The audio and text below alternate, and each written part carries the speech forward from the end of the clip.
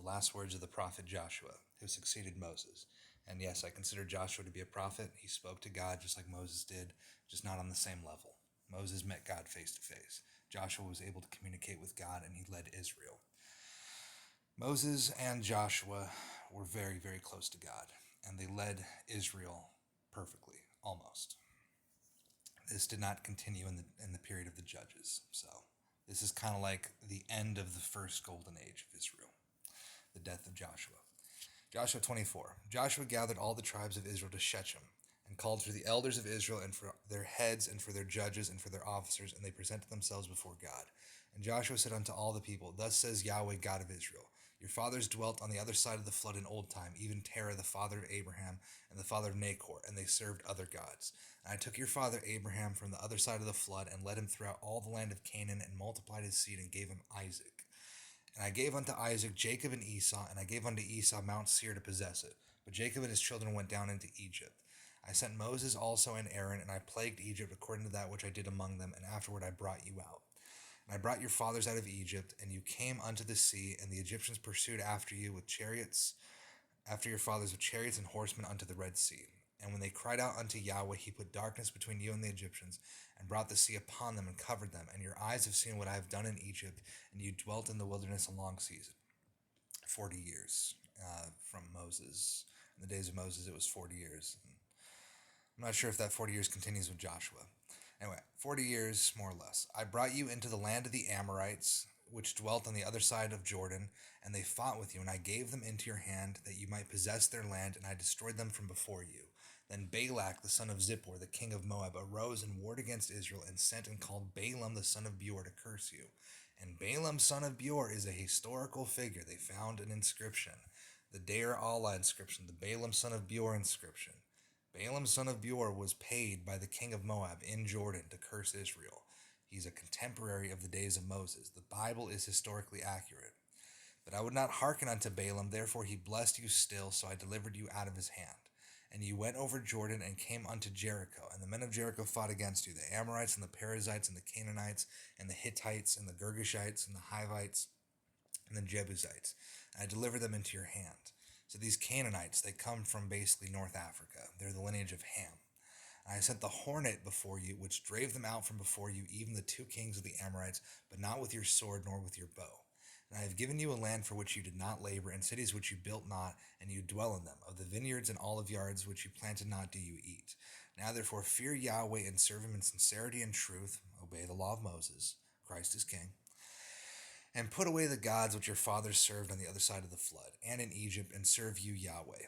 And if it seems evil unto you to serve Yahweh, choose you this day whom you will serve, whether the gods which your fathers served that were on the other side of the flood, or the gods of the Amorites in whose land you dwell. But as for me and my house, we will serve Yahweh.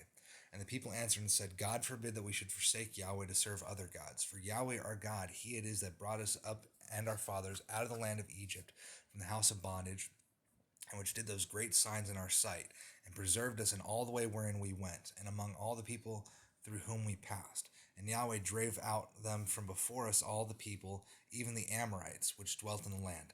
Therefore will we also serve Yahweh, for he is our God. And Joshua said unto the people, You cannot serve Yahweh, for he is a holy God. He is a jealous God. He will not forgive your transgressions nor your sins. If you forsake Yahweh, and that part, verse 19, I'm sure that the Hebrew translation is better. If you forsake Yahweh and serve strange gods, then he will turn and do you hurt and consume you after he has done you good. And this is true. If you walk the path of Yahweh and then you walk away from Yahweh, he's going to flog you, and he's going to keep flogging you until you return to him. I speak from experience. The people said unto Joshua, Nay, but we will serve Yahweh. And Joshua said unto the people, You are witnesses against yourselves that you have chosen you, Yahweh, to serve him. And they said, We are witnesses. Now therefore put away, said he, the strange gods which are among you, and incline your heart unto Yahweh God of Israel. And the people said unto Joshua, The Lord, Yahweh our God we will serve, and his voice we will obey. So Joshua made a covenant with the people that day, and set them a statute and an ordinance in Shechem. And Joshua wrote these words in the book of the law of God, Deuteronomy, and took a great stone and set it up there under an oak that was by the sanctuary of Yahweh. So I'm guessing the book of Joshua and the book of Deuteronomy were like, it was continued. The book of Deuteronomy was written by Moses, and then Joshua continued writing on that same parchment, and that's what this is. Uh, Joshua wrote these words in the book of the law of Yahweh, and took a great stone and set it up there under an oak, and this was by the sanctuary of Yahweh. And Joshua said unto all the people, Behold, this stone shall be a witness unto us, for it has heard all the words of Yahweh which he spoke against us. It shall be therefore a witness unto you, lest you deny your God. So Joshua let the people depart, every man unto his inheritance. And it came to pass after these things, that Joshua the son of Nun, the servant of Yahweh, died 110 years old. So Allah is a strange God, all right? Allah is not anywhere in the Bible, but it is in the Quraysh. The Quraysh worshipped a God called Allah. They said Allah was the chief of the gods, and all the other gods were subordinate to him. Allah was basically the equivalent of Hubal, which means spirit of Baal. Muhammad's father was almost a human sacrifice to Hubal / Allah, depending on which version of the story you read. It's very clear Islam is not, and that's why Islam's so dangerous. Islam is a Gnostic heresy pretending to be the Bible. And, it's like, oh, we believe in Abraham, we believe in Moses, we believe in Jesus, we believe in all the prophets. But they served our God. Who is your God? Allah? Who is Allah? A Quraysh god, a god of a pagan shrine called the Kaaba, a god that basically was about to receive a human sacrifice from the grandfather Muhammad. Instead, he offered 100 camels instead. And we know camels are unclean animals. This God cannot be Yahweh because this God transgresses the law of Moses. That's how we know who God is. If you know for a fact that God gave the Torah to Moses, God gave the law to Moses, and every single prophet affirmed the Torah, even Christ said explicitly, keep everything in the Torah.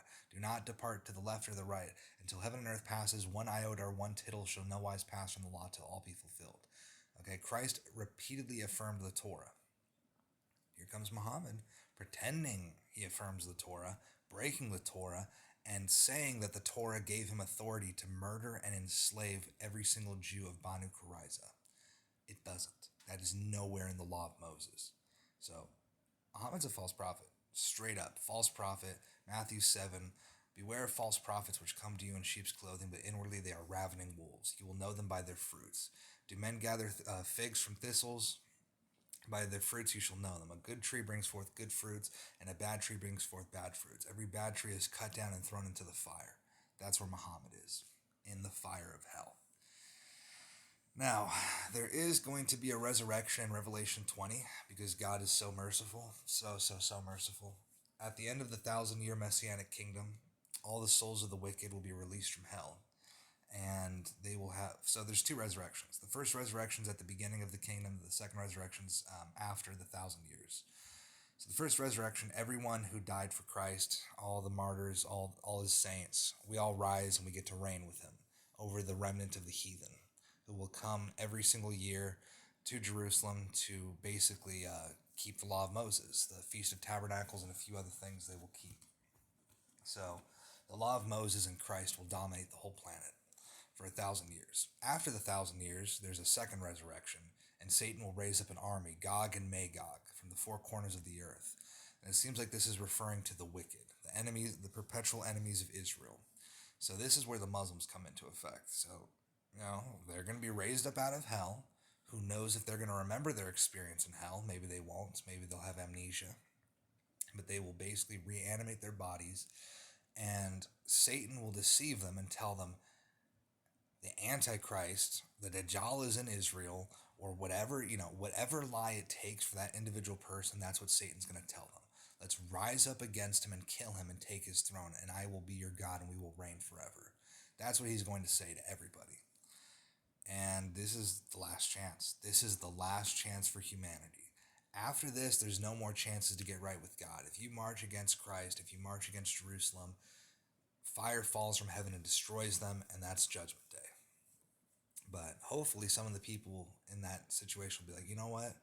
No, this is Jesus. I know this is Jesus. I can feel it in my soul. I made a mistake. I'm not going to march against Jerusalem. Kill me now. And hopefully that, I don't know. I don't know all the details. I just know Revelation chapter 20. Christ reigns 1,000 years. There's a second resurrection. Satan leads an army against Jerusalem and fire falls from heaven. Whether they have free will at the time they attack Jerusalem, I would assume they do. Whether some of them will repent and refuse to attack Jerusalem, even if it costs them their lives, I would hope that that would be the case, and that some of those souls will be redeemed. But the fact is that after the fire falls from heaven, there's no more chances. So God is all merciful. Allah is not God. Allah is a Quraysh God. Yahweh is the true God. The Torah is the law of God. The prophets spoke in accordance with the Torah, and Christ, as David knew it, is the Son of God, the King of Zion. And Islam is Gnostic, Quraysh, pagan heresy. And we shouldn't really engage them. Honestly, we shouldn't give them attention. We shouldn't let them into our countries. We should just treat all pagans as outcasts. We should make paganism illegal. We should make the Torah the Constitution and Christ the King, and we should pray towards Jerusalem. And anyone who will not abide with this had better keep quiet. They had better keep quiet and go into the recesses of the earth to practice their pagan witchcraft. But if they come out into the open, we should expel them from the land. That's all there is to it. If you will not follow the Torah, if Christ is not your king, you're an outsider and you don't belong with us.